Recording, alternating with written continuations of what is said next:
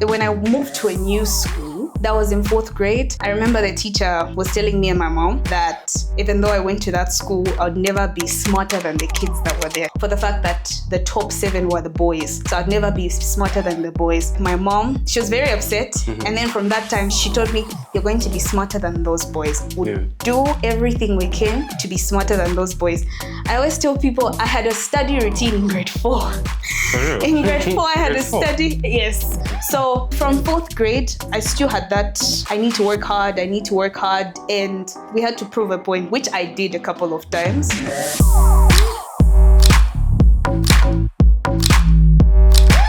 When I got to first year, my aim was not working on my innovation. It changed to, I want to be one of the best students. My first semester was good. My grades, excellent. Second semester, that's when I started spending half my time on my innovation. So my classmates were in class learning about electrical circuits and stuff. I was learning how to pitch my first pitch to an investor. How old was I? I was 18.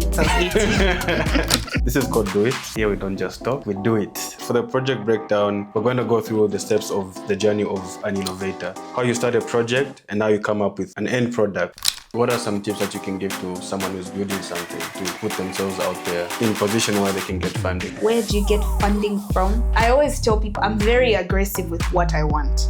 So if I want funding, I will.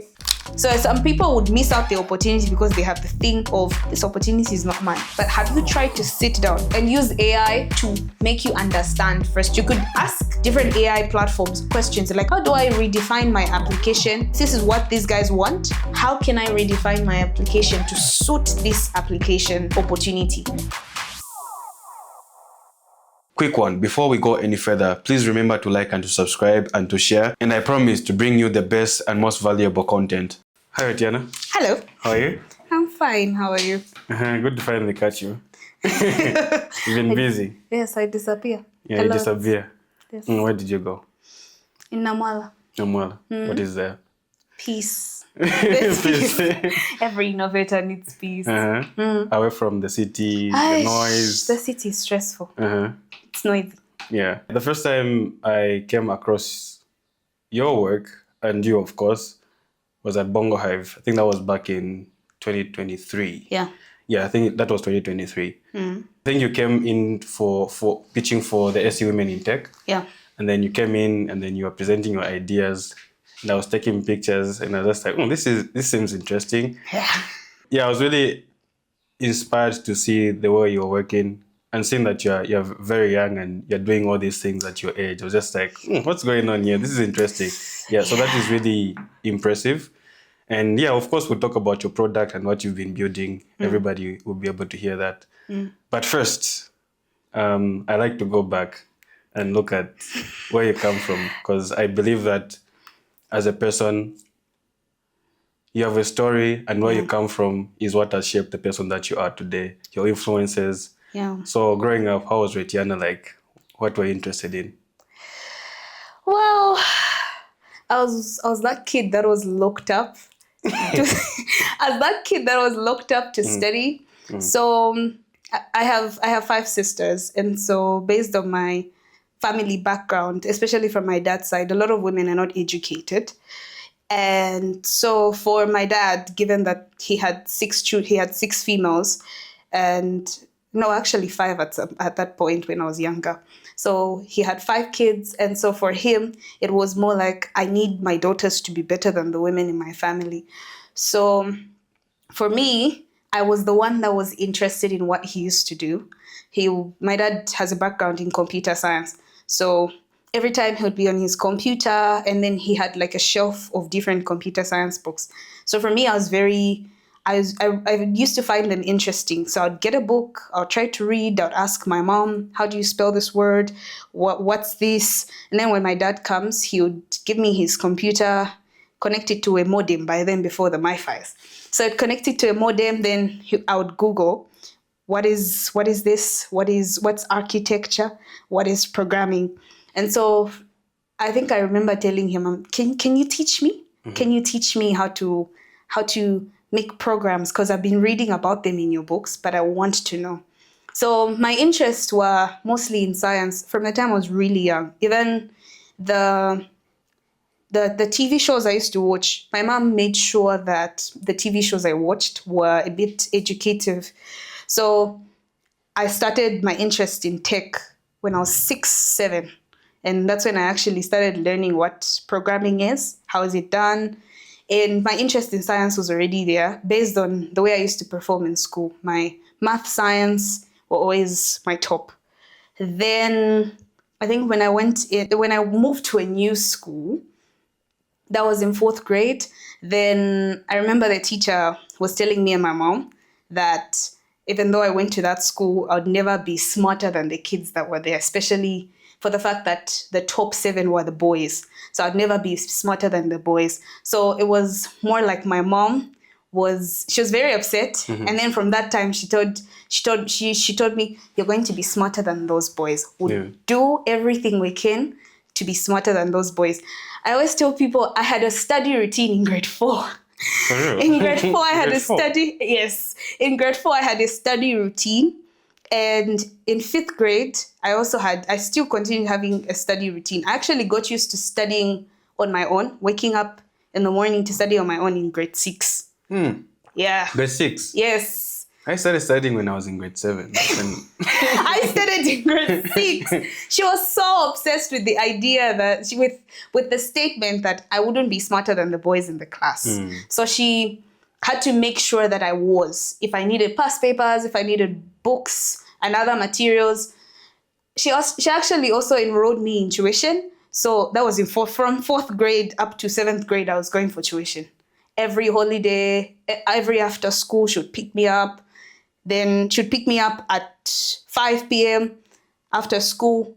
And then that was the same routine. So she was really obsessed with that idea. And then for me, I was doing it because I thought that was the one that would make my mom happy. And then my dad is not a person who will tell you congratulations, happy birthday, I love you, or you can do this. No.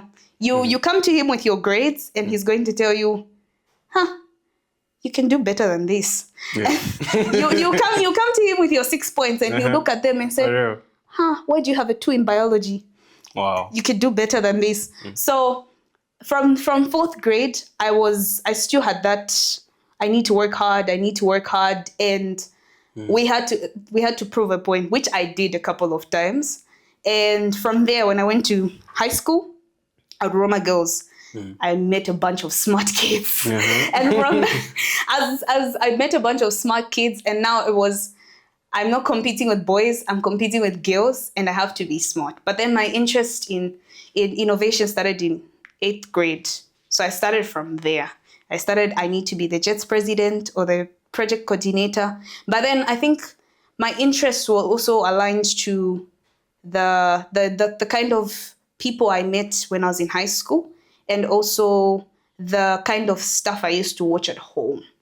So that's where my interest started. And my interest in tech started when I was younger, but my interest in innovation started when I was 12. That was in 8th grade, 12. Yeah. That's you were 12 in the 8th grade? Yes. Wow. I was pretty young. And you finished your grade 12 at what age? 16. Wow. Oh, okay. And actually, I had someone in my class who's younger than me. She was 15. She finished at 15? Yes. Wow. That's very I was incredible. 16 when I finished. Okay, so now from there, you passed your grade 12. How was the conversation like about going to university, of course? My dad was obsessed with the idea that I would become a computer scientist. My mom was obsessed with the idea that I would study a medical-related career. And for me, actually, I wanted to be a physicist. So I started from 11th grade. I wanted to be a physicist. And even in school, I made sure that physics was my favorite. I could be somewhere and my favorite teacher was a physics teacher.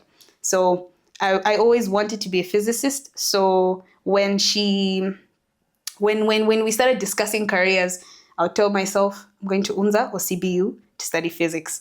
And even when the results were out, I was trying to apply for school. I was like, okay, I'm going to apply for physics at UNZA or CBU. I should be a physicist. My dad was, if I'm the one paying, you're doing computer science. And my mom was, if I'm the one who's going to contribute to that payment, choose a medical one. So I weighed my options, and my dad made me do some research and conversations with his workmates because he works at the hospital. So I met this biomedical engineer, and I had a conversation with her. Then I had conversations with other people in pharmacy, in biomedical science. So when I spoke to the engineer, I decided, okay, we'll study engineering because it has physics in it. My mom wants medicine, it has it. My dad wants computer science, so it has it. So we're going to do biomedical engineering, which I applied for, but I applied for different schools. I applied for different things. So Unza a different thing, Evelyn Horn a different thing, Notec a different thing, CBU a different thing, just to have my options and have acceptance letters and show my dad, this is what I have. Yeah. So which one are you paying for here? And I think I want this one. So the whole career I wanted to do physics, but let's just go for biomedical engineering. And then you went, which school?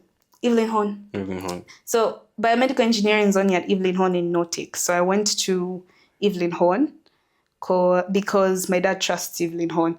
So I went there mostly also because I started working on my innovation during the pandemic. So during the pandemic, I started working on my innovation, and that's what actually told me, okay, let's continue with biomedical engineering. The projects you're working on are medical, so maybe this is going to teach you what you need. The innovation that you're referring to, can you tell me about that?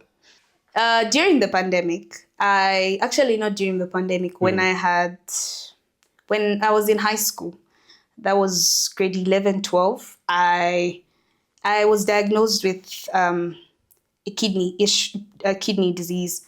So because of my kidney disease, it was actually a late diagnosis because I used to refuse to go to the hospital because I wanted to go to school instead. I thought missing one day of school is too much. Wow. If I miss one day of school, I've missed like 3 pages of lessons.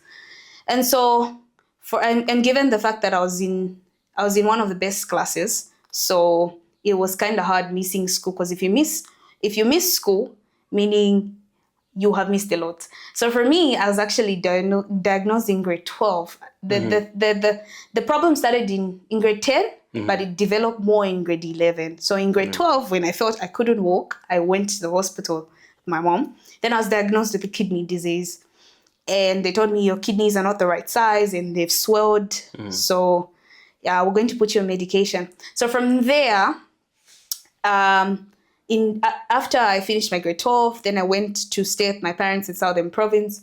Then I was still dealing with my kidney disease, going to the hospital, in and out. And so even on my menstrual part, already my menstrual health was already shaky and it was unbearable. Then with my kidneys, so because of that, I had other ways to like help me heal the pain.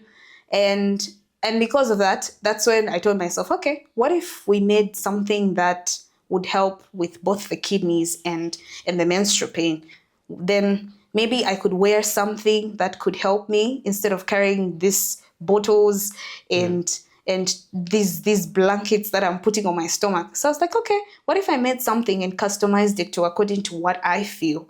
And so I designed something, and I used to read a lot of engineering books because at that point I was trying to learn the skills, the electronic skills. Yeah. So I had to like read books and try to understand, okay, so if you wanted to make this project, this is what you need, this is what you need. So I started the whole development. Then when I started started going to school for biomedical engineering, then that's when I actually got to understand, because we started learning about the human body, how it works, then the basics of engineering. Then I got to understand. I'm like, okay, so this is what I'm supposed to learn. This is what I'm supposed to do.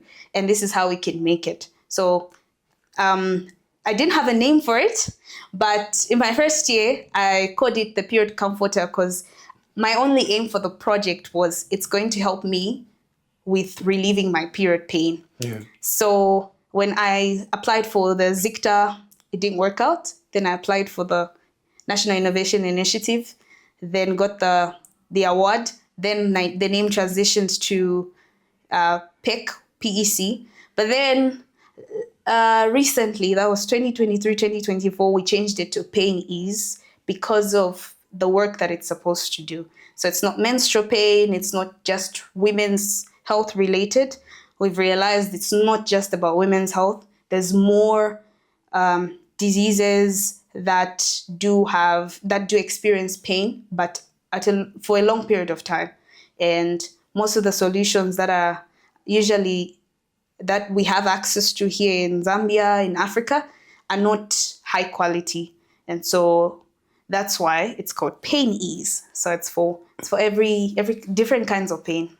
But then how did you balance between school and and running a business? I'm actually still a student. Oh, yes. I'm still a student. I'm actually a student in industrial engineering now. So tell me about how do you balance that? Actually, because when I started working on taking my innovation seriously, that was my first year. Yeah. And everyone expects your first year to have the best grades for you to go to second year. So for me, when I got to first year, my aim was not working on my innovation. It changed to, I want to be one of the best students. I want to be the best student. My first semester was good. My grades, excellent. Second semester, that's when I started spending half my time on my innovation. Actually, that was in second semester when I started learning how to pitch, and the National Technology Business Center, NTBC, actually was having a program with UNDP where they selected us for the next round and they were teaching us how to pitch. So my classmates were in class learning about electrical circuits and stuff. I was learning how to pitch my first pitch to an investor. I think, how old was I? That was after, yes, I was 18. So I was 18. Yes, I was 18. I was 18. Yeah. So that was when I was 18. And the balance was, it's not easy. I won't even lie. It's not easy. In 2022, I remember missing the semester exams because I was at the trade fair exhibiting. And I remember missing my makeup exam because I was at the showgrounds exhibiting. Wow. And so, I managed to balance because I used to have conversations with my lecturers. So I'll tell them, okay, this is school business. I'm going with the name of the school, but it wasn't really the name of the school. But I'm going in the name of the school. Yeah. So I know there's a test. I know there are assignments. Could you give me an extension? I won't be around. Yeah. So I will be with the Minister of Technology and Science. There's a program and he's going to be there. And I'm going to talk about me being a student here to get more people to come here. And then for them, it was like, oh, okay. Because in 2021, when I won the award, I got the exposure. Like everyone, there's someone, Arnold Nyendwa posted on his Facebook, and then it went viral that I won 100,000 kwacha from UNDP for my project that's related to women's health. So, and the fact that I was first year and Evelyn Horn, that was the best because now they were getting the attention. And then most students, especially females that were coming to study engineering, were like, oh, I wanted to study this because Retiana. Nice.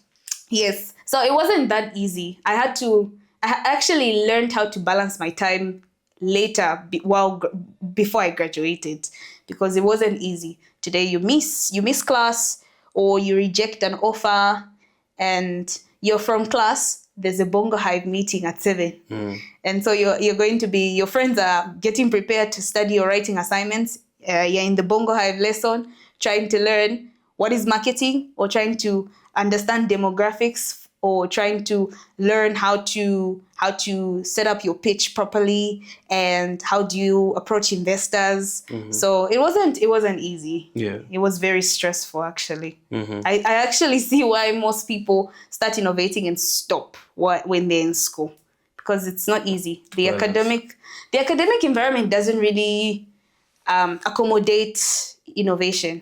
So you being an innovator requires you to give at least 8 hours of your day or 3 hours of your day. Your academic environment, especially if you're full-time, wants you to be in class from 7 to depending on the lecturer, if he says 6, Yeah, 6. Have to be you there. guys would leave at 6 p.m.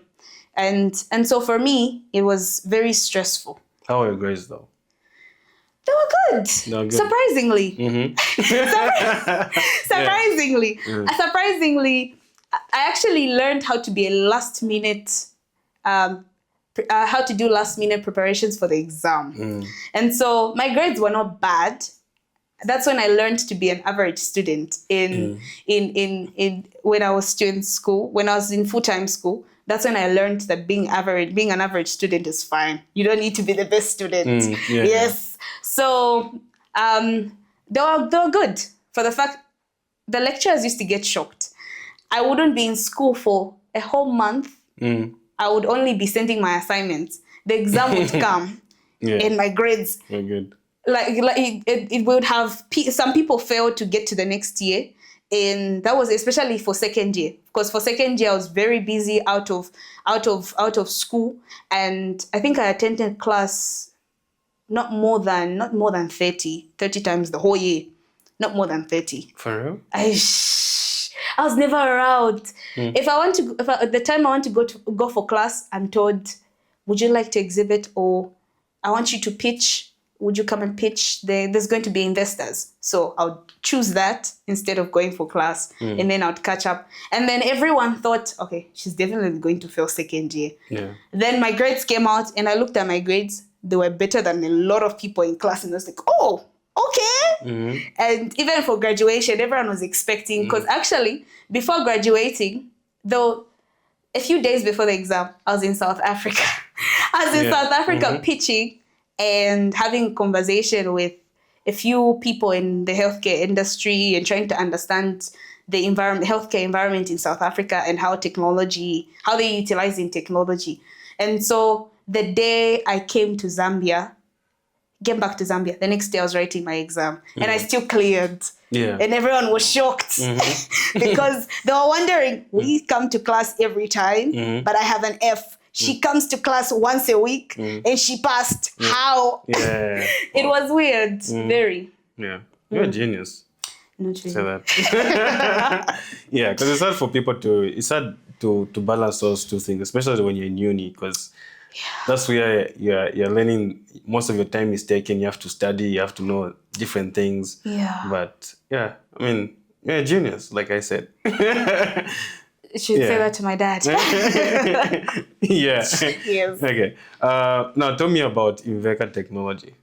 What do you do? Tell me about it. So People that don't know about it. Invenka Technologies is a startup that was formed in 2022, and we formed Invenka Technologies because we realized in Zambia we don't manufacture medical devices, and most parts actually, I think East Africa is beating us to it, but most African countries are not manufacturing medical devices. And so we formed Invenka Technologies as a startup that would start developing medical devices, our own, based on the challenges that we face in Zambia. And so would develop medical devices based on what we require and our needs as Zambian people. So that's what we do. So now, how did you come up with it? Because the time you were pitching at Standard Chartered Women in Tech, you presented this idea of PainEase, which helps to relieve pain. So just to go back, because you talked about you going through a kidney problem, and then even your periods were very hard on you. Still hard on you. Present tense. Okay. Yes. Yeah. So that's where the idea came from. Yes, it came from that, and also because I had an aunt who had fibroids, and I'd hear stories about different women with fibroids. So from there, I did more research because I was alone at that point. I did more research on how many women are struggling with reproductive pain and just different reproductive diseases. And so I realized, okay, there's a lot of women.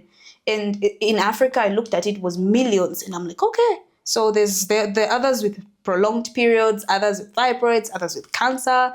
Then there's the normal periods that are really stressful for most females. And I said, okay, this has the potential. I need to sit down and work on it properly. And so that's where the idea came from. So from the inspiration of my pain and the inspiration of different kinds of women that struggle with pain.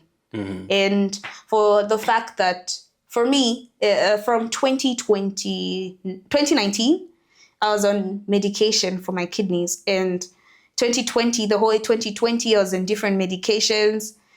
My kidneys were I was told they were fine. That was in 2020, 2021, 2022. That's when I was told, okay, your kidneys are good. You're not going to have any challenges. But then I looked at the medications that I drank from 2019 to 2020, 2021, 2022. That was a lot. And I thought about how many more people are taking medications for other conditions just to ease pain. So for me, it was more of the motivation of, and I once got to a point where the medication stopped working. So I would drink the medication. I think there was a time I actually stopped urinating.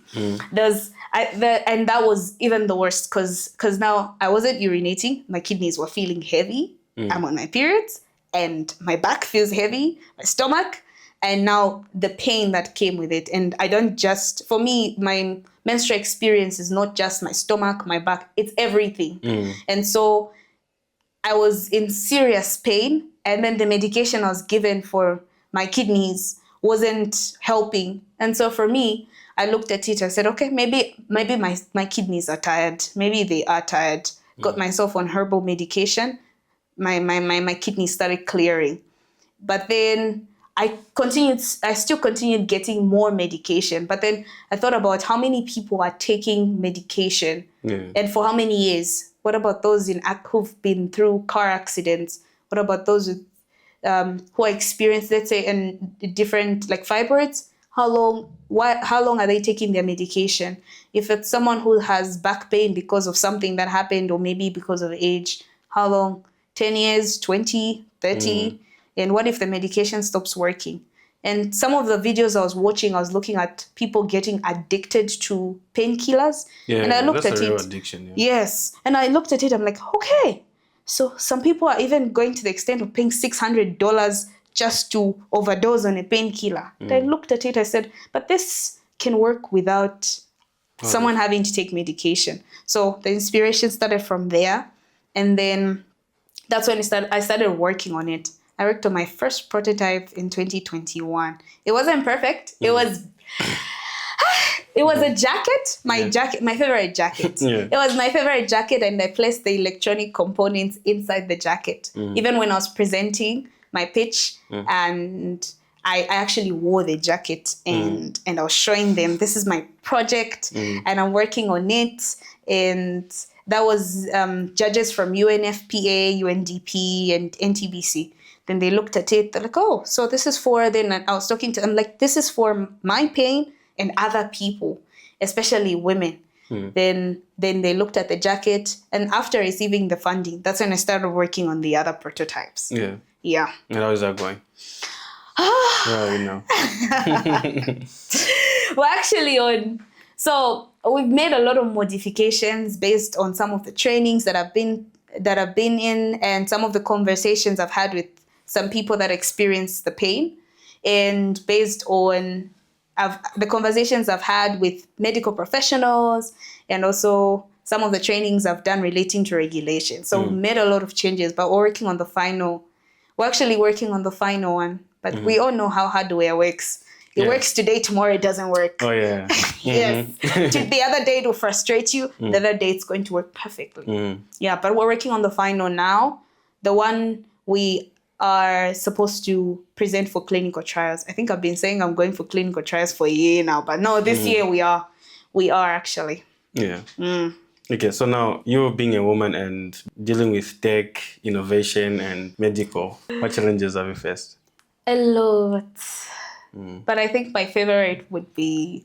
Your favorite? No, I do have favorites. When it favorite challenge. Yes, because they've been the ones that have pushed me to... So my first one, I will talk about my first one, which is, like I mentioned, my periods are not as good as... So I will have my menstrual pain for depending on the number of days, and they really bring me down. I could be bedridden for like 2 days, 3 days. And so given a situation where I'm supposed to be in class, I'm supposed to be at a program, and now my legs are not working and I'm on the bed sleeping.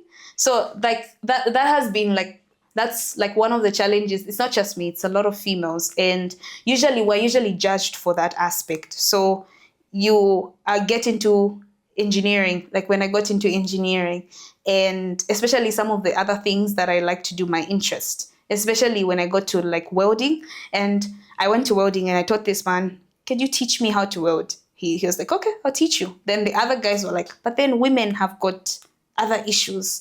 So you know that for 5 days, for 7 days, they'll have to rest. Do you think she can manage welding?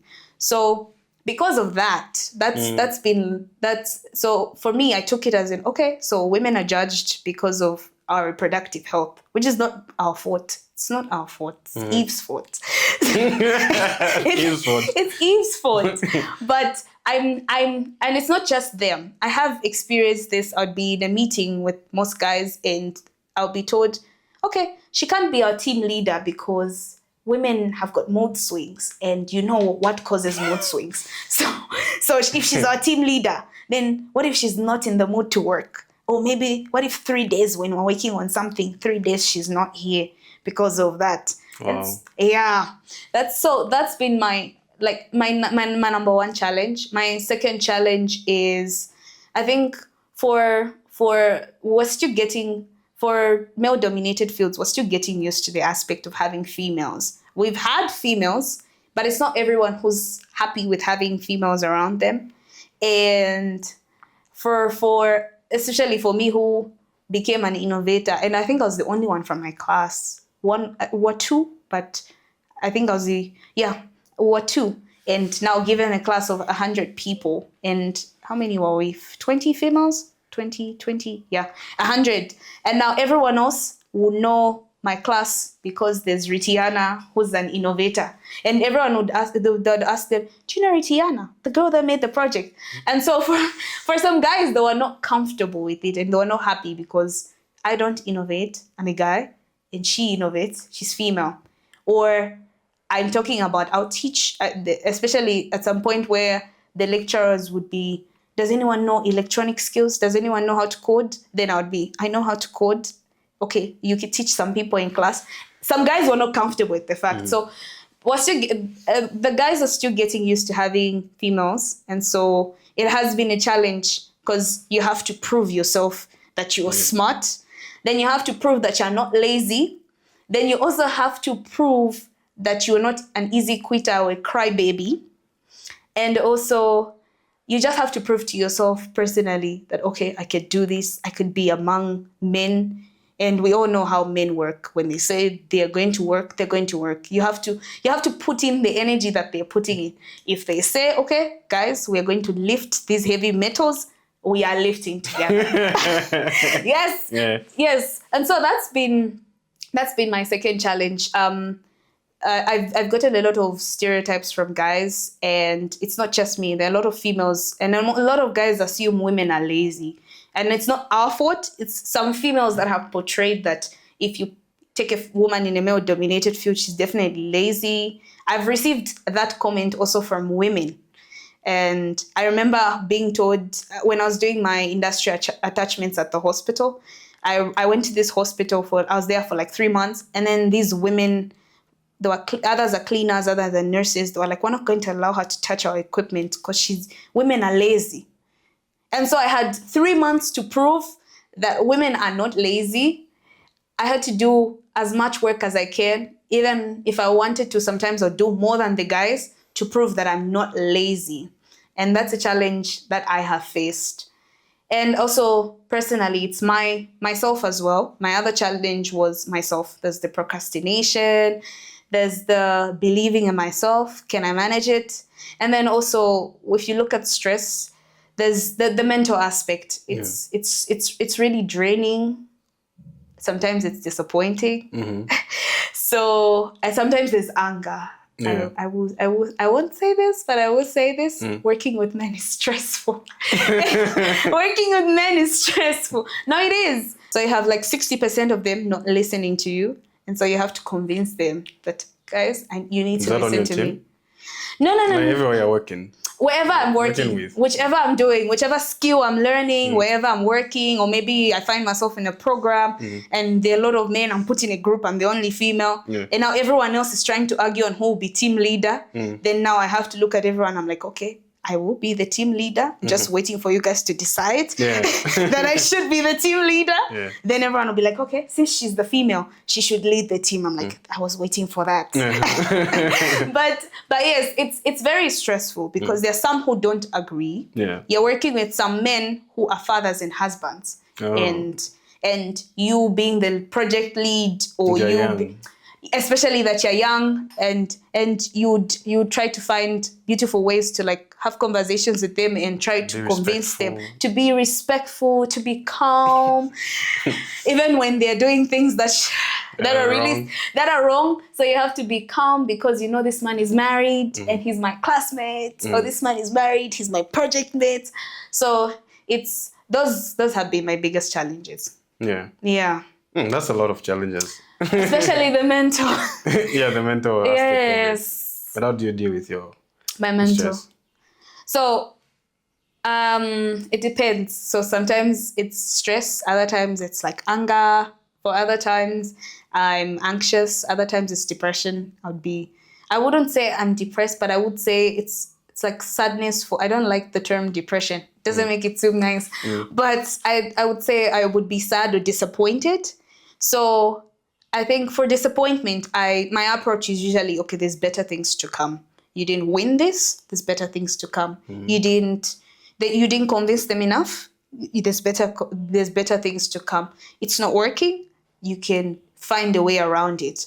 Then for stress, I think I've learned to give myself time to process everything and rest.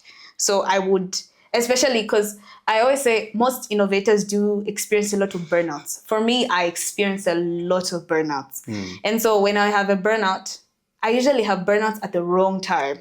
I have a deadline and I experience a burnout. Someone's telling me, we need your pitch deck right now and the demo video. And I'm there. I'm tired. I've been resting for 2 days and my body feels tired, and I'll tell them I'm not ready. But I've dealt with burnouts with giving myself time, and especially stress. I give myself time to rest. For anxiety, I think I've also given myself just time to think and put things in place. Then for anger, I think I've just given myself time to have peace. I always tell people I watch Korean series to control my mental state. People don't think I'm serious when I always say it, but I do. If I laugh, if I'm watching something that's funny, like mostly Korean series, something that's funny or something that's going to excite me, then definitely I'm going to forget that I was angry, or my prototype wasn't working, or my laptop is off, the internet is slow. So I try to find as many distractions, or I just give myself something to do, probably sleep, read a book, to just ease it. Yeah. Well, that's a lot that you have to deal with, eh? Yeah. It's a lot. That you have to deal with. Yes. Yeah. All right, Retiana. So this is called Do It. Yeah, here we don't just talk. Yeah. We do it. Exactly. Yeah. So for the project breakdown, we're going to go through the steps of the journey of an innovator. Yeah. So we're just going to break down how you start a project and how you come up with an end product, or maybe to the point of a prototype. So that's what we're going to go through. Are you ready for that? Yes. All right, let's do it. Let's do it. Okay. For the project breakdown, we're going through the journey of an innovator. So we're going to go through 5 steps. The first step will be identifying a problem. How do you identify a problem? Secondly, research and development. Step 3, prototyping and testing. Then step 4, funding and growth. And then the last part, which will be the future vision. How do you make sure that even what you're doing will last even the longest? Longest. Yeah. Yeah, I know this is going to be a short one. It's not like we're going to cover everything. This is just going to be a short one. So the first part is step one, identifying a problem. How do you decide which problem to tackle within technology? How do you identify a problem that you want to solve in short? So problem identification is in two parts. You either experienced it or people you know experienced it. So sometimes it's more about how creative you are. You could be experiencing the problem and you still don't identify that you could find a solution for your problem. So if it depends on your experience, so you could actually sometimes it's health, you or you, if it's not your health, it's where you're working as a medical professional, or maybe you've been to the hospital once and you've seen something and you tell yourself, oh, but then why don't they do this way? Yeah. Or someone in your family. Or someone in your family or your friends. Yes. And for some other problems, you could be on a bus or you could be trying to book a flight and then you realize, like, okay, but why doesn't this company do this way? But then why are they, what if, then the what if is the next one. So from your why, you go to your what if. So like, okay, what if we do it this way? Then you start thinking. So that's where your creativity strikes in. So that's where your what if will come in. You'd be like, okay, so if this is this way, then if I change it like this, how is it going to look? If I change, what if we removed this and put this? How is it going to work? So if we made people do this and not this, how's it going to work? And that's where the whole problem identification comes in. You're definitely going to identify a problem and you come up with a solution from there.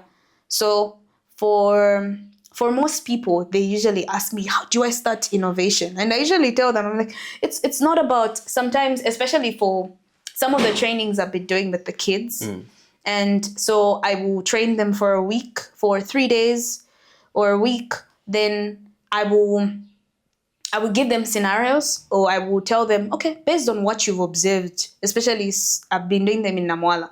In Namwala, you guys stay here. What have you observed? And based on their observation, they're going to say, we do this, we do this, we do this. Then what's the difference with other towns? Then they look at it and then they'll be like, okay, the other towns do this and we don't do this. Okay, so what's the problem there? Then they'll state the problem, and then if you were to fix the problem, what would you do? That's when they identify the problem. So it depends on your approach to identifying a problem. It's either personal or it's something someone's experiencing and you notice it.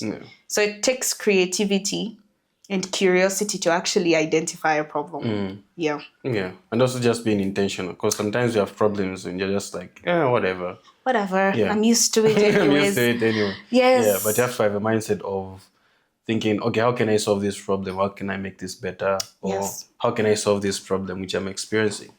Yeah, because sometimes the problems are everywhere, I think. And it depends on your perspective as well and your experience and what you've gone through. And so you're able to see a loophole. You're just like, why don't they do this like this? Exactly. So instead of just complaining, it's you also being able to say, okay, how can this be done better? Yes. Yeah. All right. Thanks for that. We move on to step 2. Step 2. Okay, step 2. So research and development. What steps do you take to bring an idea to life then? Since you have identified the problem. R&D is the longest I would, especially if you're working on an engineering project, it's the longest. I'm even breathing heavily because it's stressed me out. It stressed me out a lot. I think every time I think about it, I scream. But R&D, so it depends on, so your research is your first step. You have to, is this problem in a different region? Has this problem been identified before? Who's doing it? And what are they doing to fix this problem? So you start from there. You do as much research as you can. You Google, read articles, especially if you're working on something in tech or engineering. Read as many articles. You check on social media, on Twitter. You check on your LinkedIn. Is anyone doing this? Then you Google, use whatever you can. And now we have AI. So you use any AI model to like ask this challenge, this problem, what regions, what countries, how are they solving this particular problem? When you look at the problem that's they are facing, some of them might be related to what you've identified, or they might be the same. And then from the solution, you now start trying to identify what could I do, or what could I do different? Or am I sticking to the same one? Europe does it, so I could stick to the same one since this is Africa. So not everyone's doing the same, so I could do the same. Or Europe's doing this, China's doing this, Japan's doing this, America's doing this. How can I make mine different and make it African? And then the next step would be, how do my people behave? That's the next step. Because Europeans and Africans are totally different. And we approach solutions differently. And technology is also approached differently. We have the most rural regions on the globe.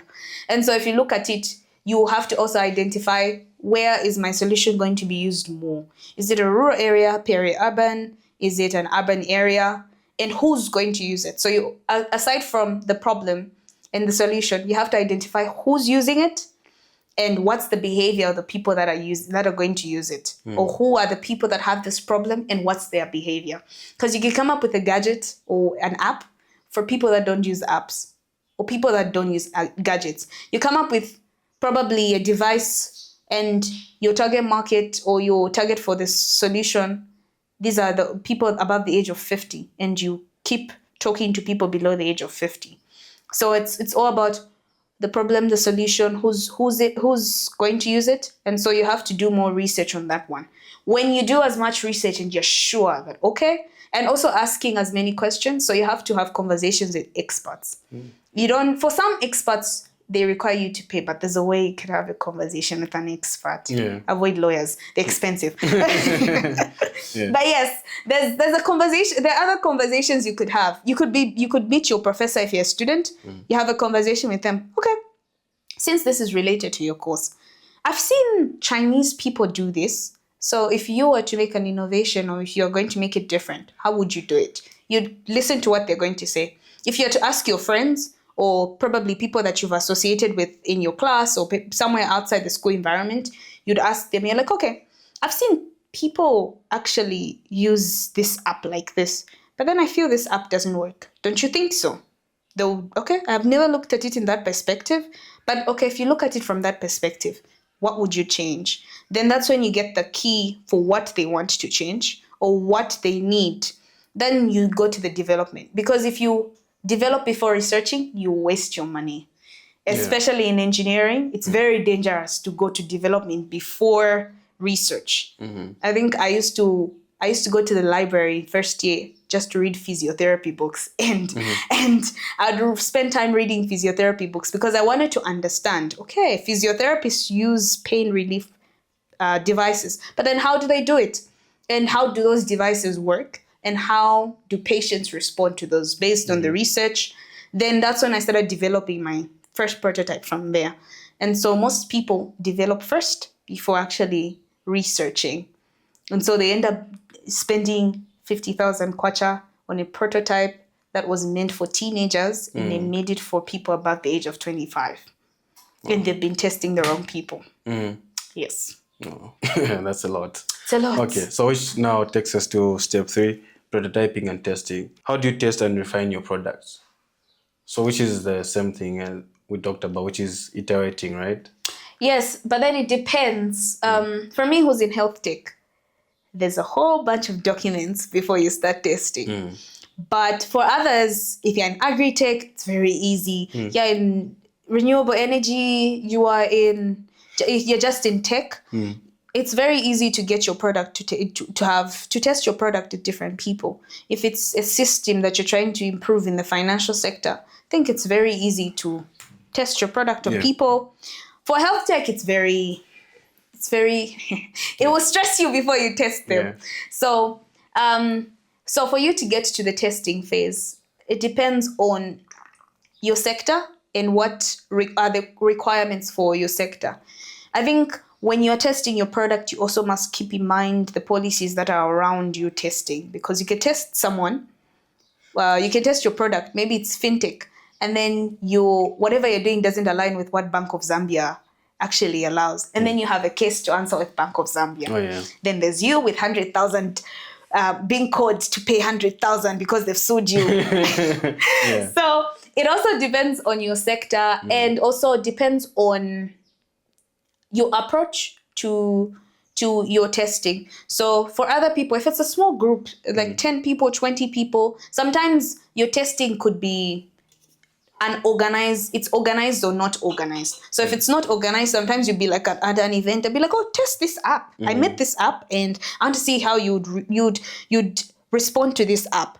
And then for sometimes it's organized where you put people together or you have a bunch of people that are doing the testing for you, especially like in healthcare. I don't test. I'm not supposed to test because I'm the maker. So I have to get people to test it. So the health professionals, I have to get the people qualified to be testers.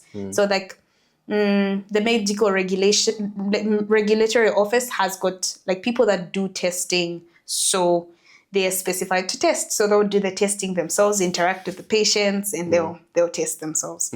So for you to get to the point of testing, it depends on your sector. Okay.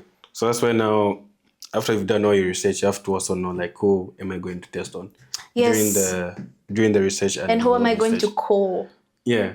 Because again, the who am I going to call is important because you find that the people that it's an agricultural project, the Ministry of Agriculture has access to all of those. Who do you know at the Ministry of Agriculture? And maybe it's some other startups that are in agriculture. Do you know them? Do you know the founders? It's probably UNICEF that's handling children and that's a product for children. UNICEF has the children. Ministry of General Education has the children. So now you want that data. Social welfare has it. The schools, the headmasters have it. So you don't just approach just there and you say, okay, I'm here because I want to test my product on the children here. They're going to look at you weirdly and they'll ask you, who are you? Where are you from? Who gave you a permit? And so there's different approaches to testing. But you find that most people would just, especially young people, we haven't yet, especially those who are solo innovators, you haven't gotten to, you need to have as many conversations with different people as you can. The networking aspect, you need to meet as many people, key stakeholders. I see a lot of people networking, they're innovators and they're networking with the wrong people. I've seen it a lot.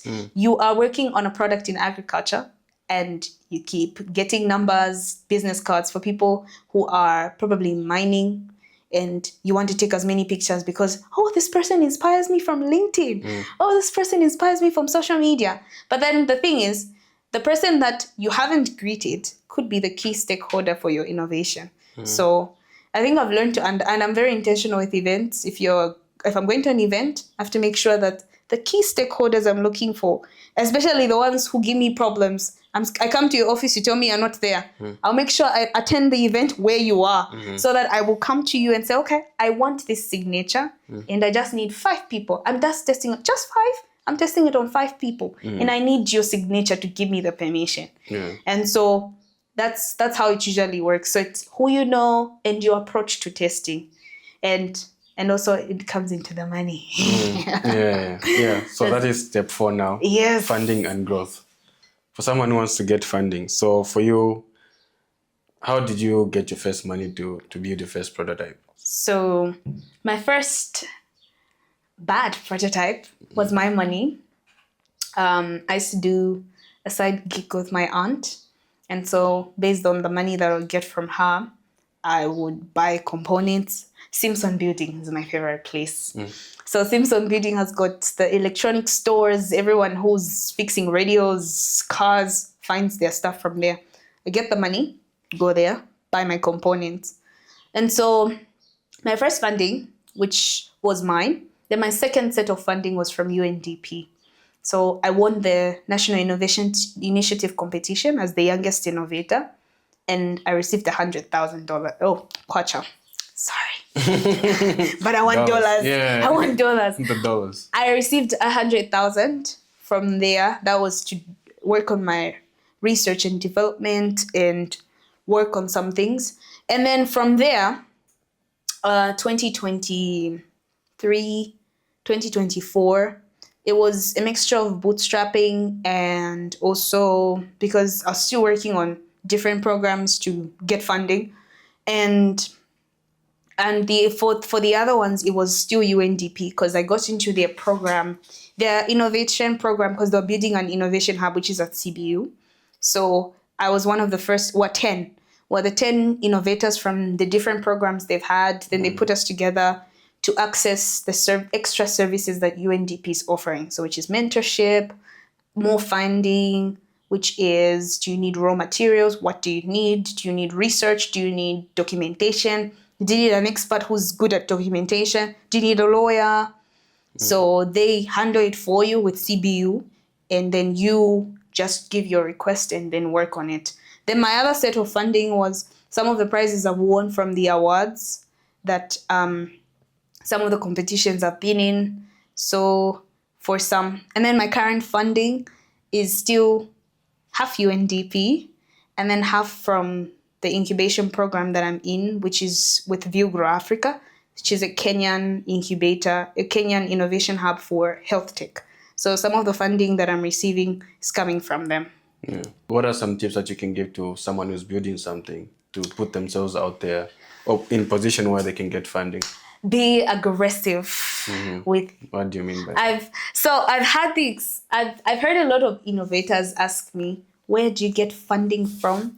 Or I remember being told, you people are liked by a lot of people. That's why they give you money. And other people would be like, for us, life is unfair. We try, but we don't get funding. And others would be like, you guys are they just favor you. What you're getting the money and you don't share opportunities. And for me, I don't know. I always tell people I'm very aggressive with what I want. So if I want funding, I will definitely I'm very good at research. So I'm definitely going to Google which funding opportunities are available. I'll use Twitter to my advantage, LinkedIn and Facebook. I like using Twitter, Google, LinkedIn and Facebook. And so I'll be on Twitter for like an hour searching on different pages. And I think for me to get to that point, it was after I realized that was with UNDP, then I saw other programs. Bongo Hive usually has programs for funding. I saw Zikta has programs, NTBC has programs, the other research. And I realized, okay, there's more. And WEAC as well, the American Embassy, I looked at it and I said, okay, sometimes it's not even about knowing the people. It's more of, I just Google funding opportunities for innovations. And then they all pop up. And then sometimes I just ask Google, where can I find funding opportunities? Then it gives me the websites and the social media pages that usually post funding opportunities. And from there, I usually move to, let me follow them on LinkedIn, let me follow them on Facebook, let me follow them on X. Maybe I will see something on X, I'll see something on LinkedIn. And from there, my routine has been, from that time, I think my routine has been every morning when I wake up and before I sleep. When I wake up and I do what I could do, I pray, I will do my house chores, then I will respond to emails. I'll sit for like 30 minutes or an hour. I'm going to start scrolling on X, okay? I'll look at different social media platforms that I follow, and then I'll just look at them. I'll start scrolling. Okay, this idea, no, this one doesn't resonate with me. No, this funding, no. Then I move to LinkedIn. LinkedIn, I check. Sometimes I will search, and sometimes I follow the people that work in those companies. So if it's a venture capital organization, then I'll follow the people that work there. So I'll be on LinkedIn. I look at, this is Samantha. She works here. Okay, this lady works for UNICEF. All right, I'll follow you. And when the opportunity comes out, you're definitely going to post this. So I will know. When I see it on LinkedIn, you're definitely going to post, so I'll see it. Facebook, the same. I will scroll on Facebook. I'll see the opportunity. Sometimes I will not use them. Then I'll just Google health tech innovations or health tech competitions. Then it brings up some in Germany, some in China, some in the US. Then I'll put for Africans. Then the African ones will come, the ones that want Africans as well. And then I'll look at them. I'll go to each site, that pops up, and then I'll look at the opportunities, then I start applying for all of them. And for most people, sometimes they will not, and I always tell people, if you're going to apply for an opportunity, there are some opportunities that you will say are not yours, but they are. You just need to redefine your application based on what you're working on. So if it could be you're working on a project that's related to, maybe you are making a device for oxygen, and what you don't understand is you could redefine your application to match climate change. And now you have to change that, okay, my project is doing this and this, and this is what it could do. It could change this. So some people would miss out the opportunity because they have the thing of, this opportunity is not mine. But have you tried to sit down and use AI to make you understand first? You could ask different AI platforms questions like, okay, how do I redefine my application? This is what this is what these guys want. These are the projects. They're looking for IoT. They're looking for immersive worlds. These guys are looking for climate change and sustainability, renewable energy. Okay, it's based on this. And this is my project. This is my idea. How can I redefine my application to suit this application opportunity? And that's exactly how I do it. So I would apply for as many opportunities as I can, receive 4 rejections a day, 5, but we move on. Yeah. I receive 5 rejections, 4 rejections. You haven't moved to the next level. You've moved to the next level, but you haven't moved to the interview phase. But at least I tried. Yeah. So a lot of research. You have to be on your feet looking for opportunities. You have to be. You don't just have to wait and, it's gonna fall on my laps or something. No, if you want to be a good innovator, I always tell people you have to think like Nigerians, because Nigerians are always on their feet. Yeah. And I remember listening to Dr. Daniel Kambani, and he was talking about how people from other countries come to Zambia and they're looking for the opportunities. Yeah. They risk That's it. happening a lot. Yes, they'll be in a truck. In a sack of beans, trying to run away from their country, coming to Zambia to look for opportunities. In a sack of beans. Exactly. It's always on the news. Yeah. So you hear Ethiopians coming, you hear Rwandans are coming, you'd see Congolese people are here, and you look at Malawians, Zimbabweans, and you see them leave their countries to come here to look for opportunities. You see them get cards from here as refugees to go to the US, to go to Nigerians, come here, make money here, leave the country, go to Germany, go to the UK. Yeah. And it's all about how aggressive they are. You could be in the same room with a Nigerian doing the same thing. I think some of the programs I've done with Nigerians have made me really aggressive with what I do. You could be in the same room with a Nigerian doing the same thing, but the way they're going to do it will be different. You will tell yourself, I will practice for my pitch tomorrow. A Nigerian will spend the whole night practicing for the pitch. And they're going to tell themselves, I have to get that money. At any cost, I will get that money. And it's they won't tell it to you, but they'll be based on their behavior. Yeah, you just see them. Yes, I remember pitching with this in a certain program I was in last year, and we were in Joburg, and we were practicing for our pitches. She made us practice for a pitch because she was we were all related, and we were all doing the same thing in healthcare. And so she made us practice up to 4 a.m. Wow. And we're practicing our pitch. We'll judge each other and ask each other questions. And then she'll be like, do you want the money or not? Like, I want the money. Then you have to fight for the money. And I'll be like, okay, I really need to be as aggressive as these people. And so even when it comes to funding, you need to be very aggressive. You want the money. And also if it comes to investors, certain investors, it's more of the conversation that you have. It's not the program that you're in or what you apply for. Sometimes you could be in a place with a certain individual. And I always tell people, I'm like, first make them the center of your attention. So talk about them. If you meet them, if it's someone that you know is influential, talk about them. When you talk about them, then you talk about yourself and what you do. When they ask you, what do you do? That's when you start talking about yourself. Then when you start talking about yourself, then based on what they've said and what you think they do, you could, when you build that relationship, or maybe just there, that could be your elevator pitch moment. And so you could tell them what you do and what you need. Just there, like, okay, I noticed that you're an expert in this. I need advice. Before you tell them you want their money, just tell them, I need advice or I know you have rich friends that could give me money, so I need advice. And then they'll decide whether, okay, can I advise this person? And for some people, if they look at your idea, this is a good idea, they're definitely going to they're going to say, okay, if you need my advice, then definitely I'm going to have a conversation with you. Then when they do notice there's a funding opportunity in where they are, they're definitely going to put you on. Yeah. They're going to tell you, okay, there's this opportunity, and I remembered you do this, just to do that. So we're having a cocktail event with investors, and maybe you could come and pitch to some investors. Have a conversation with them. So I'll give you their profiles.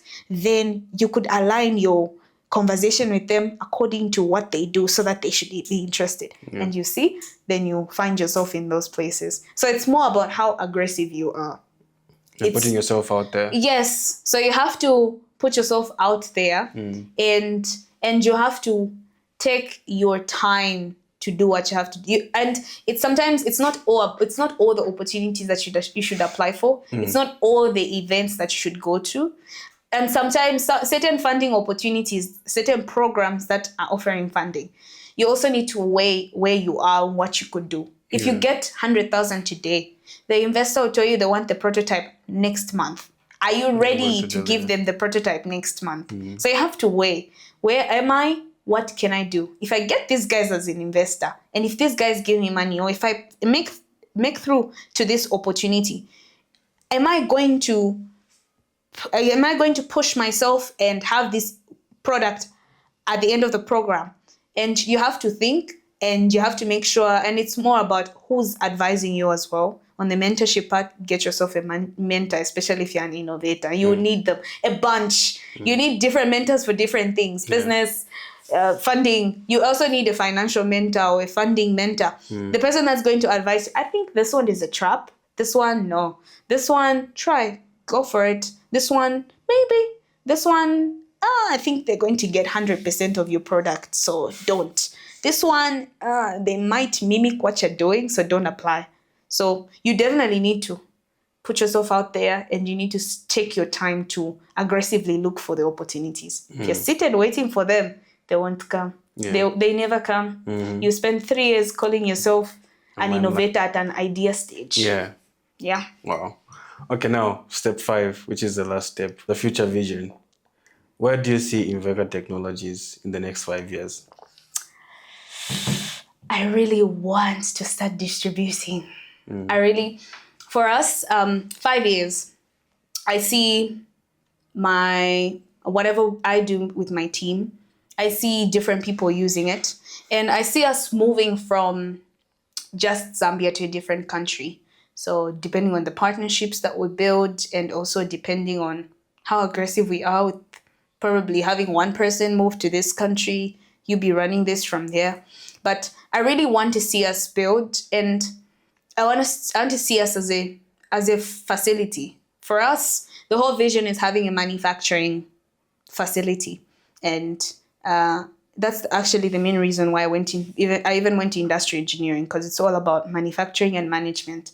So I want to see us manufacturing, because Africa doesn't hold that title in the medical world. So medicines maybe was starting and stuff, but medical devices we receive as donations. Majority of the medical devices we use in hospitals in Africa are donated. The Japanese government, the Chinese government, the United Kingdom. And it's really sad, because we could make them, we have the skills to do that, but then why are we receiving it as a donation? And for me, I want us to be making those and supplying to different facilities and different people. And I think even beyond 5 years, I want us to be leading in terms of healthcare technology. Yeah, we'll definitely be there. We shall look back 5 years from now, and you have a manufacturing facility. Yes. And we'll be interviewing you from there. Yes. Yeah. All right, Retiana, thank you for the project breakdown. Yeah. And now, just to wrap it up, we'll go back to our conversation. All right, cool. Yes. Okay, so you've spoken about women being in STEM and building their skills. So how would you encourage women? Because there's not a lot of women. Of course, it's happening now. There's like more awareness now happening. But what word do you have for the women out there who are hesitant? So STEM I don't know why I don't like the word STEM. It's You not don't my like the favorite word? word. No, Tell me why.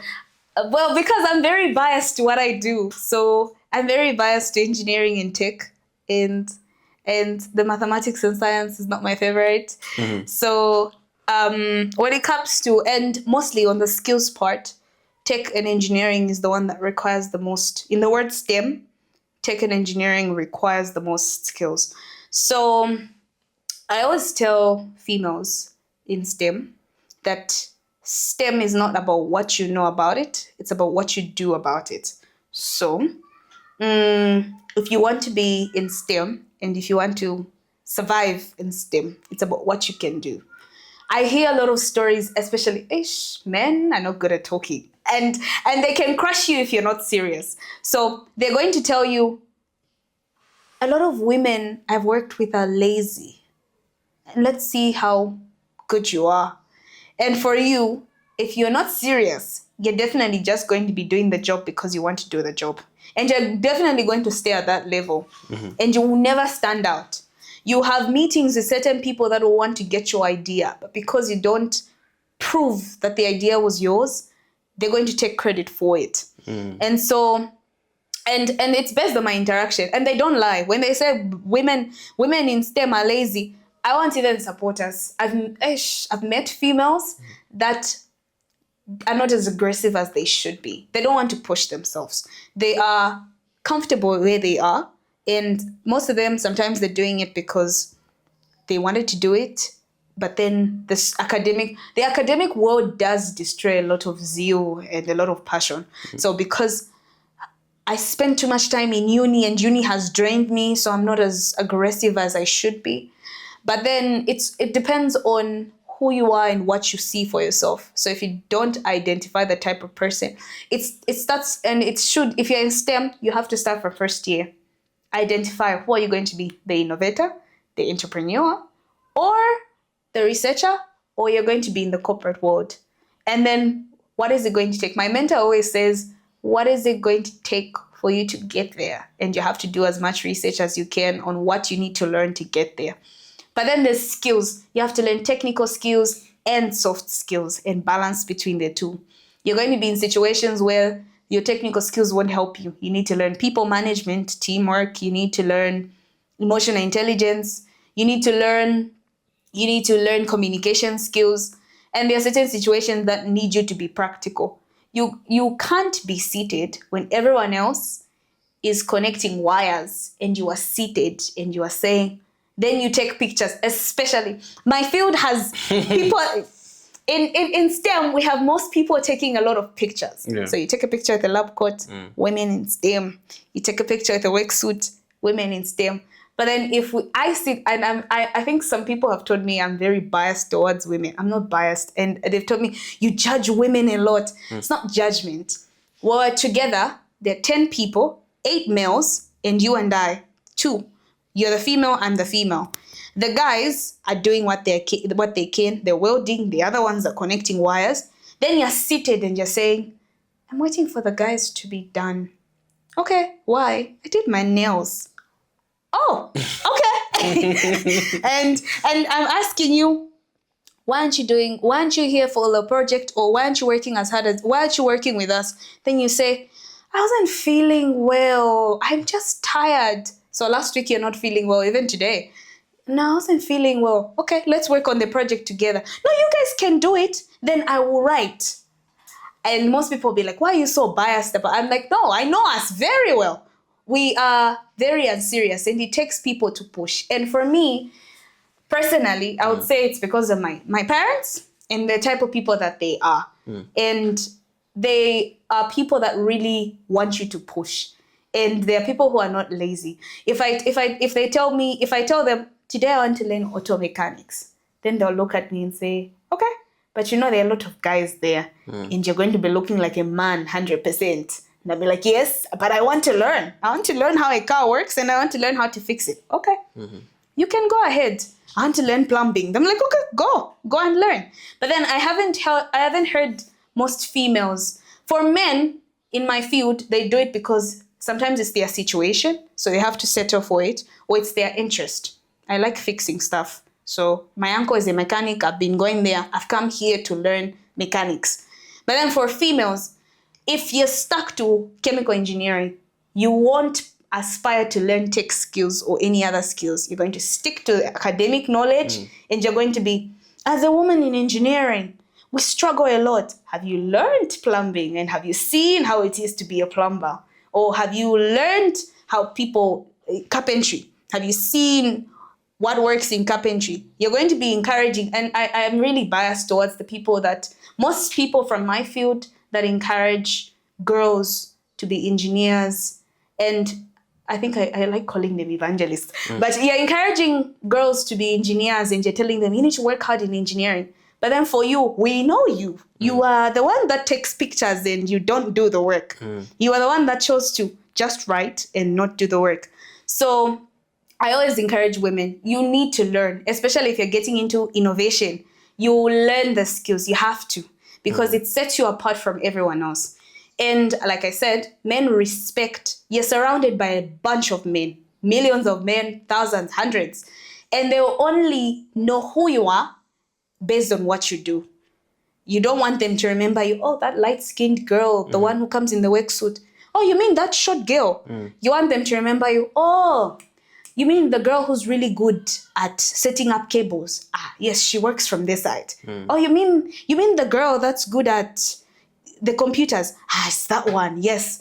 So you want them to remember you, and it's not about them. It's also about the people you interact with, your bosses, the people you work with. They need to remember you based on what you do. So it depends on your skills. You have to learn it. If it means you are going to damage your fingers and have your fingers looking like a bricklayer, you will learn. But what you want is people to respect you, and what you want is people to know what you can do. And in engineering, it's more about what you can do and not who you are. You can be an engineer preaching for 5 years, but then you only move to the next level of engineering based on what you've done. Be like, oh, refrigeration. Then this one deserves to be our manager. Yeah. So it's not just about talking. It's about doing the actual work, getting your hands dirty. It's the most practical. Tech is practical, but engineering is the most dirty in the word STEM. It's the most dirty. You do things people don't do. You are going to put I was telling someone, I'm like, I know how to put sewer pipes. And then they looked at me. They're like, but most people that do that are males, and most people are plumbers are males. I'm like, yes, I know how to put sewer pipes. If a sewer pipe cracks, I know how to change it. They're like, but with the dirt that comes from sewer lines. I'm like, well, it's the career I chose. I have to do it. And when and some people laugh at me when I tell them my grandma makes me go and fix the roof. So I'll be on the roof.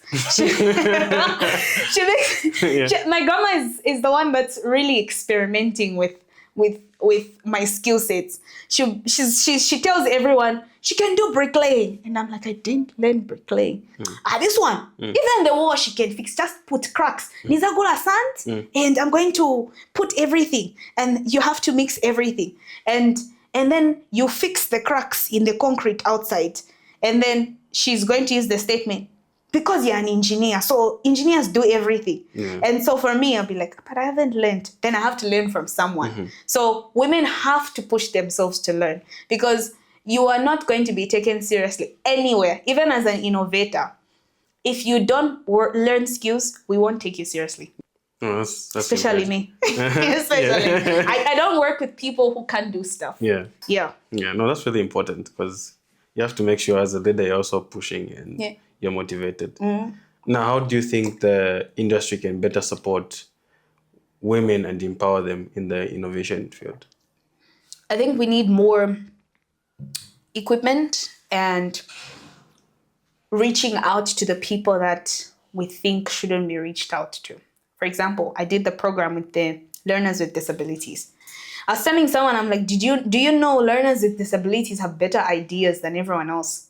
Like, do you know that I was working with a boy who's disabled, and he was doing wiring like he has 4 hands. His left arm is not working like everyone else's, but the way he was wiring, as if both his arms are working.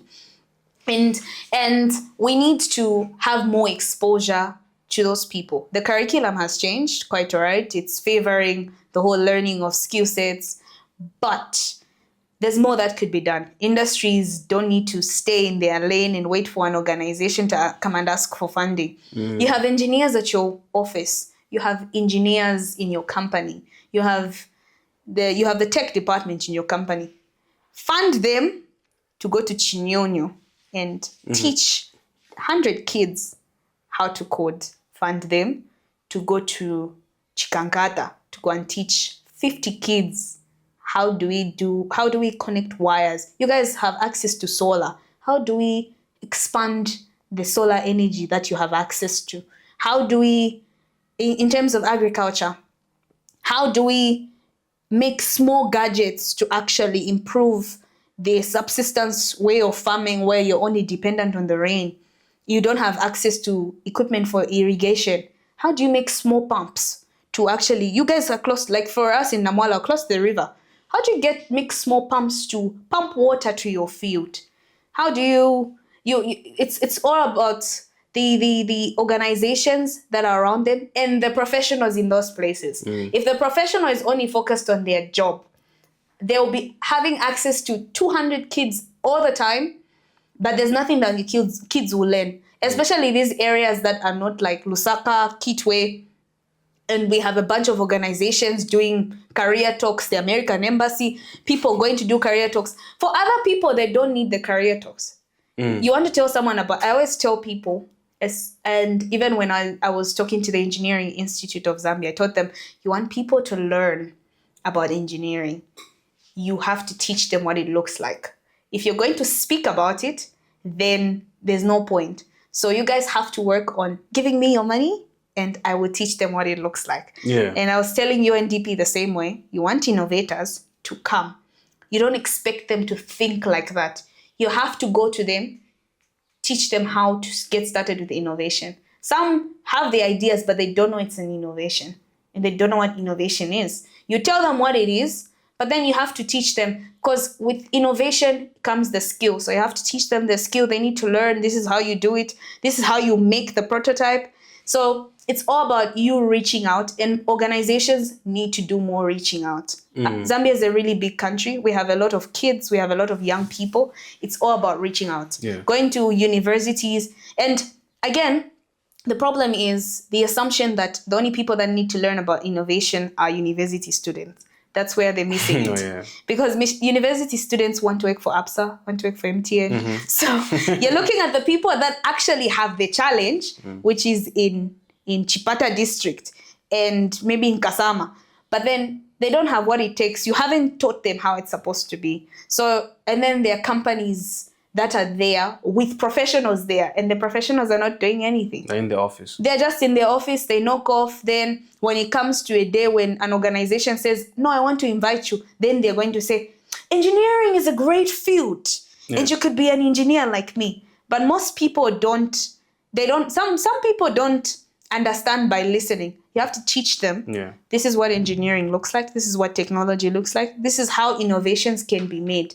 Then the inspiration comes into them, and then they'll be like, okay, I think I can be an engineer. I can become an innovator. I need to work on your project.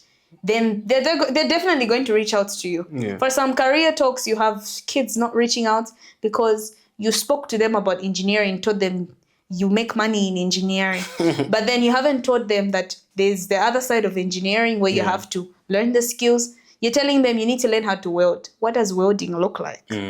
So there's more of talking. There's more of talking. There's been more of talking. Like events where you get someone from the company, they speak, and then that's it. So there needs to be more funding of projects, like practically. Talking. Yeah.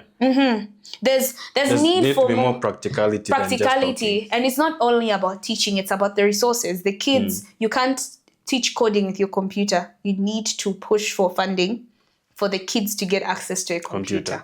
So sometimes it's all about the resources. Some kids know how to do the skills because they have access to their uncles, brothers who do it. But then the money needs to come in. Sometimes it's not you giving them the money. Buy them the equipment and give them. They're going to do, you'll see how much magic they're going to make. You buy the tools that they need, everything. Give them. They're definitely going to do it. So there's more money that needs to be put into practicality and not the Just awareness. Yeah, the awareness part. I'm tired of that. I'm tired. Yeah. I think awareness should just stick to medical related. I think even the medical side, there's an organization working on practicality where they're teaching first aid. But I think awareness should stick to things like that are outside the STEM environment. Those in finance, but even for them, they also need to work on practicality. But then for those guys, it suits. For STEM, a child wants to learn how to write a project report, and you're telling them, no, this is what innovation looks like. But they have a project, they want to learn how to make a project report. They need to know, how do I research? For you, you need to sit down and teach them, this is the research, how you get started with research. But then for you just tell them, no, this is how innovators, and Steve Jobs made money. But then, excuse me, that child wants to learn. Yeah. So it's more, but we need more money there in the buying of resources and also in investing in the practicality, the trainers, the locations for the training in different areas. Yeah, that's really needed. I also don't like just talking too much. I want to see results or something. Exactly. That's why I invest myself into skills where I'm able to see the results. I think that helps me learn more and even faster. Exactly. So if you could do the same with the kids, if the kids are able to see how you can make this, how you connect circuits and all that, how you connect wires and cables, I think that will be more helpful. Some actually teach you. Yeah. Some will teach you. They even teach you. They'll teach you. They're like, I just didn't have the equipment, but now you've brought the equipment. So let me show you what I can do. Yeah. Awesome. All right, Retiana. Now it's time for our last segment, which is rapid fire question. One answer only, Retiana. I promise it'll be one answer now.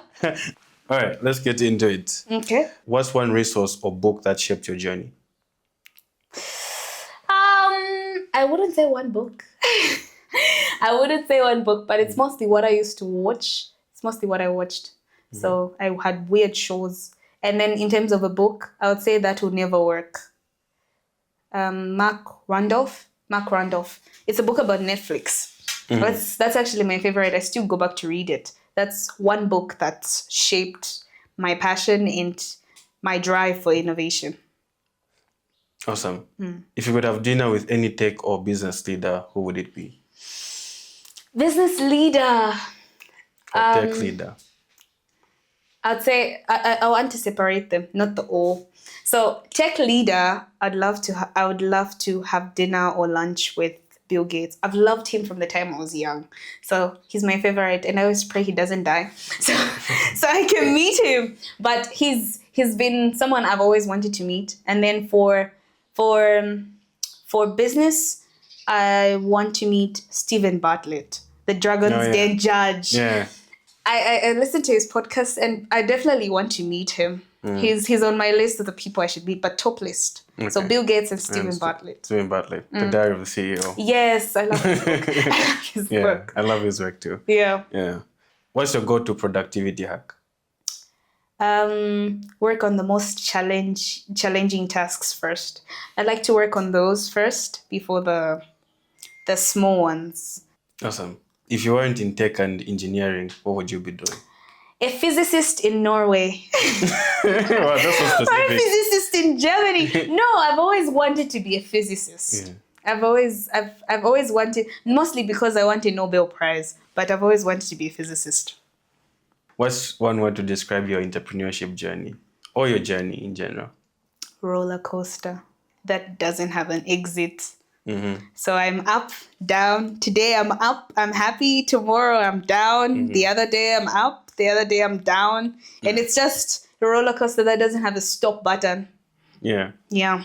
What would you tell the 9-year-old Retiana? Except for the 9-year-old Retiana was trying to be number one in class.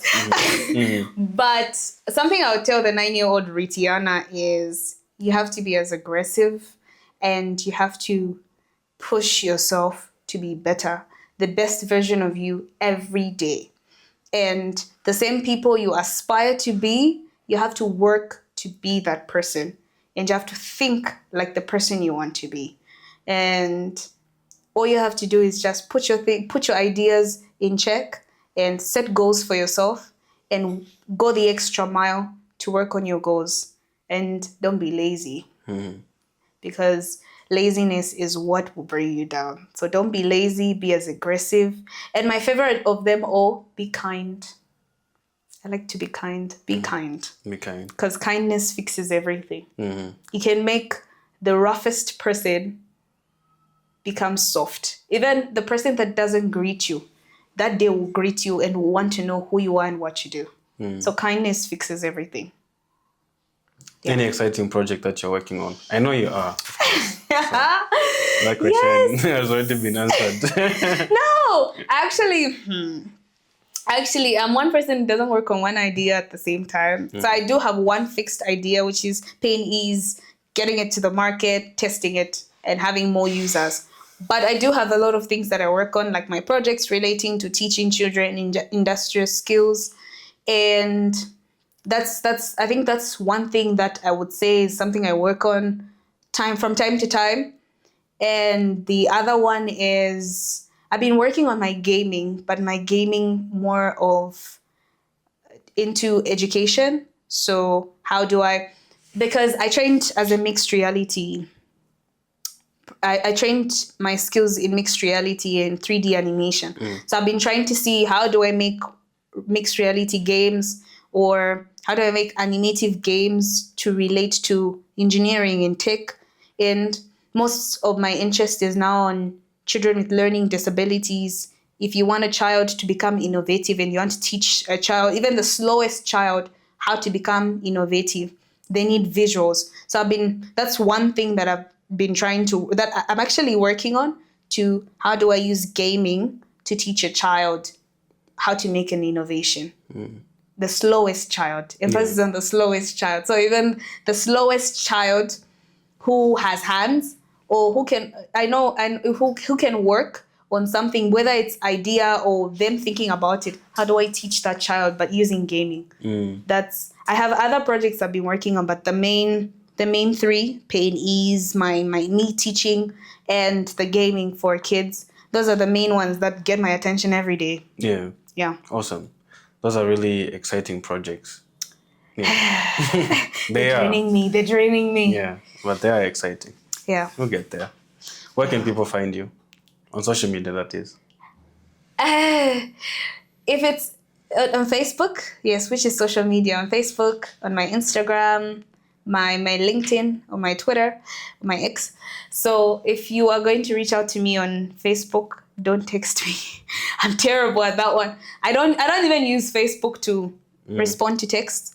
You could reach out to me on LinkedIn, and I will respond, definitely. On Instagram, I will respond. On X, I'm definitely going to respond. If you know someone who knows me and has my contact, then get it from them.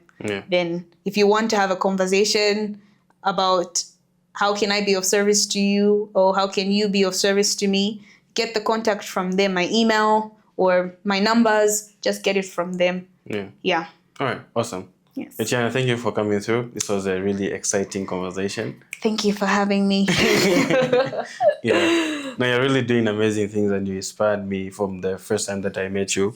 And your journey, how you keep pushing and still going. And yeah, I'm just wishing you all the best and making sure that those products are out there to relieve pain. Yes, the road to be a millionaire. Yeah.